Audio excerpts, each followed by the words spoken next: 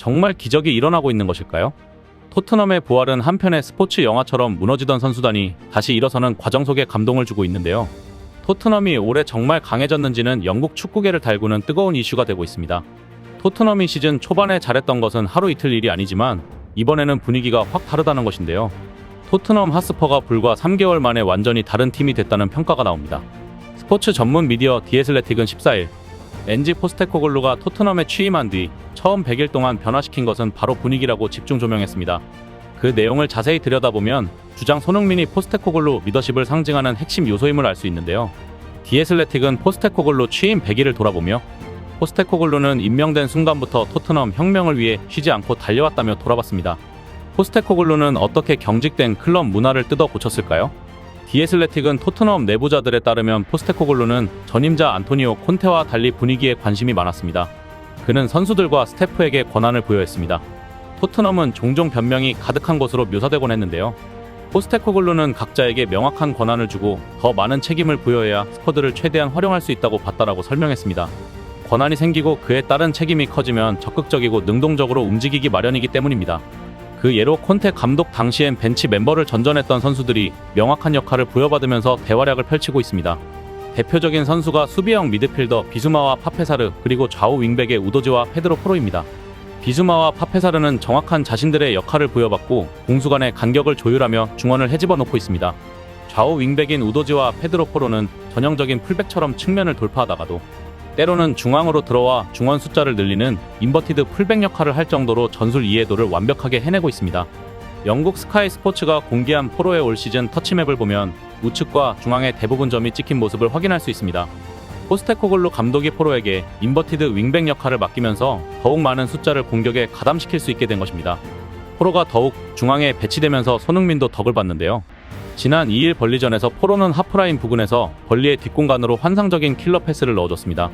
이를 손흥민이 쇄도에 깔끔하게 마무리하며 해트트릭을 달성했습니다. 인버티드 풀백 역할을 하다보니 과거보다 볼터치 횟수는 확실히 늘었지만 공격에 가담하는 비중은 줄어들었습니다.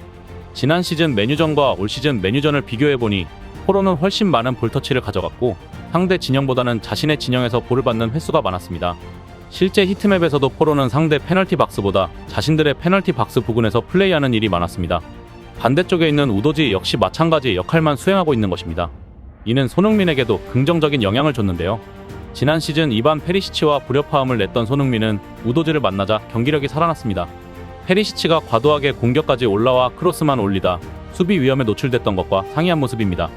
포로는 이런 역할 부여에 대해 폭백에서는 항상 수비에 집중해야 하기 때문에 앞으로 나아갈 때 항상 준비가 되어 있어야 한다. 공격에 관여할 수도 있지만 다시 돌아와 수비를 할 준비가 되어 있어야 한다고 5명의 수비 체제와 다른 점을 설명했습니다.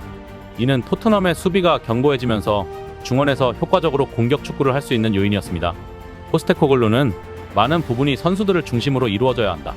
나는 라커룸에 들어가지 않는다. 라커룸은 그들의 공간이다라며 자신의 신념을 강조했습니다.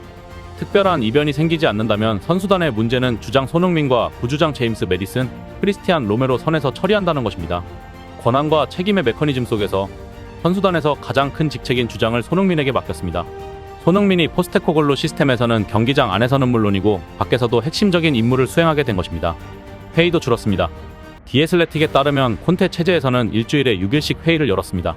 최대 1시간 동안 지속된 적도 있었다고 전해지는데요. 포스테코글루는 주사회에 의하고 더욱 간결해졌습니다. 일반적으로 15분에서 20분이면 마무리되는 것으로 알려집니다. 포스테코글루는 토트넘 몇몇 사람들이 그의 팀 토크가 지금까지 들어본 것 중 최고라고 말할 정도로 전술적인 메시지를 명확하고 권위 있게 전달한다고 합니다. 이런 가운데 부상으로 빠져 있었던 로드리고 벤탄쿠르가 팀 워밍업에 참가해 주목을 받고 있습니다. 영국 풋볼 런던은 15일 벤탄쿠르는 훈련을 앞둔 워밍업에 동료들에게 합류함으로써 부상 회복의 다음 스텝을 밟았다. 벤탄쿠르는 가능한 한 빨리 건강을 회복하기 위해 열심히 노력하고 있다고 보도했습니다. 포스테코글루 감독은 아마 11월쯤에는 벤탄쿠르를 다시 팀에 합류시킬 수 있을 것이다. 지금까지 모든 면을 체크하고 있으며 그는 매우 열성적이다. 그는 훈련을 받고 싶다고 어제도 나를 찾아왔다. 1분도 안 되어 의료팀이 그의 뒤를 달려와 그를 잡아 끌었다. 그가 처음에 클럽에 왔을 때 기여한 바가 매우 컸기 때문에 그가 다시 돌아온다면 좋을 것 같다고 밝혔습니다. 제임스 메디슨을 중심으로 2부 비수마, 파페사르가 탄탄한 중원을 형성 중이지만 여기에 벤탄쿠르까지 부상에서 돌아온다면 더 힘을 얻을 것으로 보입니다. 새로 영입된 브레넌 존스와 지난번 교체 출전에 손흥민의 어시스트를 제공한 솔로몬까지 토트넘의 공격 축구를 신나게 할 수 있는 여건이 마련되고 있습니다. 이런 가운데 손흥민의 재계약 가능성이 주목을 받고 있습니다. 불과 4개월 전만 하더라도 손흥민은 재계약 금지 대상 5인에 포함되는 평가를 받았습니다.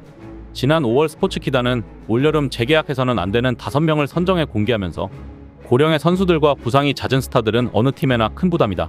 계약이 끝나가는 30대 선수와 계약을 연장하는 것보단 더 파릇파릇한 선수들을 영입하는 게 낫다고 주장했습니다. 이 명단에 손흥민의 이름도 올라와 충격을 줬었는데요. 메뉴의 다비드 데헤아에 이어 4위로 소개된 것입니다. 매체는 손흥민은 올 시즌 그의 약점과 부족한 페이스를 노출했다. 토트넘도 상대적으로 부진한 시즌을 보냈지만 곧만 31세가 되는 손흥민은 잠시 부진에 빠지기보다는 기량이 떨어질 수 있다라고 비판했습니다.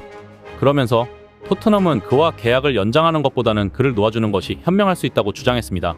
이에 당시 토트넘 팬들은 크게 반박하지 않았고 동조하는 의견이 많았습니다. 하지만 손흥민은 포스테코글루 감독 체제에서 핵심으로 자리 잡으며 화려하게 부활하고 있는 상황입니다. 손흥민의 계약은 2025년 6월까지입니다. 일반적으로 유럽 구단은 2년 정도 남은 시기에 재계약을 맺는데요. 때문에 토트넘의 재계약 의지는 상당히 강력하다고 전해집니다. 특히 최근 토트넘은 해리 케인 사태로 홍역을 치렀습니다. 토트넘은 케인과 미리 재계약을 맺지 않은 덫에 걸렸고 결국 내년 공짜로 내보내는 것을 막기 위해 이번 여름 이적을 시켜야 했습니다. 케인은 바이에른 뮌헨으로 떠났기에 이런 사태를 미연에 방지하기 위해 손흥민 재계약을 서둘러야 한다는 목소리가 힘을 얻고 있는 상황입니다. 토트넘 소식에 정통한 풋볼런던 소속 기자 알레스데어 골드 기자 역시 자신의 유튜브를 통해 토트넘이 곧 손흥민과 재계약을 맺기를 기대한다. 토트넘이 손흥민과 빠른 시일 내에 새로운 계약을 맺지 않는다면 매우 놀랄 것이라고 밝혔습니다. 일단 손흥민은 내년 여름까지는 재계약을 하지 않을 것으로 보입니다. 1년 남았을 때 올 시즌 손흥민이 어떤 맹활약을 하느냐에 따라 자신의 가치를 진정으로 인정받을 수 있기 때문입니다.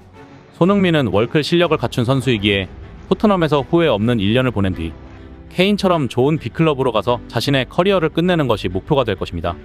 영국 기브미 스포츠도 14일 손흥민이 토트넘 레전드가 될 수 있나라고 언급한 후 만약 손흥민이 토트넘을 지금 당장 떠나더라도 토트넘에서 하이레벨 활약을 펼쳤기 때문에 논쟁거리가 되기 어렵다는 뜻을 나타냈습니다.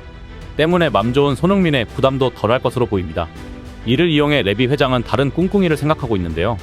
다니엘 레비 토트넘 호스퍼 회장이 손흥민과 엔지 포스테코글루 감독과 함께 팬들 앞에서 모습을 드러낼 계획으로 전해졌습니다. 토트넘 소식에 정통한 알레스테어 골드 기자는 11일 레비 회장은 9월 19일 손흥민과 포스테코글루 감독과 함께 팬포럼 행사에 참석해 토트넘 팬들과 이야기를 나눌 예정이다라고 보도했습니다. 이는 지난 2017년 이후 처음으로 열리는 행사로 지난 행사 때 레비 회장은 마우리시오 포체티노 감독과 위고 요리스 골키퍼와 함께 참석했습니다. 이후 4명의 감독을 거치면서 레비 회장을 향한 팬들의 여론은 극악으로 변했습니다. 그리고 이번에 팀의 주장인 손흥민이 행사에 참가하게 됐습니다. 오래간만에 열리는 행사에 대해 풋볼 런던은 클럽의 의사소통 부족으로 인해 종종 팬들과 논쟁이 벌어지고 있는 상황 속에서 이번 행사는 최근 시즌에 발생한 사건에 대한 설명을 제공해 더 밝은 미래에 대한 전망을 공개할 것으로 보인다라며 기대를 모으고 있습니다. 레비 회장이 무려 6년 만에 행사를 개최한 이유에 대해선 최근 토트넘이 시즌 초반이긴 하지만 손흥민을 중심으로 상승세를 달리고 있기 때문인 것으로 추정되고 있습니다. 팬들의 맹비난을 받을 때 웅크리고 있다가 환상적인 타이밍에 나타나는 그의 처세술이 놀랍기만 합니다.